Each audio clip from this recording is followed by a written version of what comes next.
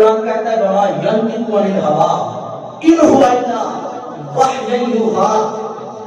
سبحان اللہ. خود وضاحت دی کہ جب محمد جی کے لب ہلتے ہیں نا، جب محمد مصطفیٰ کے لب ہلتے ہیں نا تو پھر قرآن. اس کا مطلب یہ ہے کہ قرآن محمد میں سے آتا ہے. شاہ جی، شاہ صاحب، قرآن محمد میں سے آتا ہے. اس کا مطلب ہے جو محمد میں سے آتا ہے وہ قرآن ہوتا ہے. سبحان اللہ. جو محمد مصطفیٰ میں سے آئے نا وہ قرآن ہوتا ہے. اور علی فرماتے ہیں یہ بھی قرآن ہے میں بھی قرآن ہوں. یا علی آپ کی شان تو برابر برا ہے، مگر قرآن کیسے، قرآن کیسے ہو سکتے ہیں آپ؟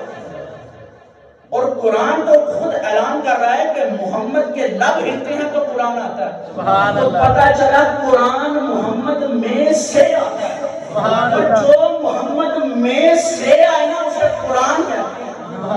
آپ سنو حدیث، میرے آقا کا فرمان ہے خلقت انا وعلی من نور اللہ.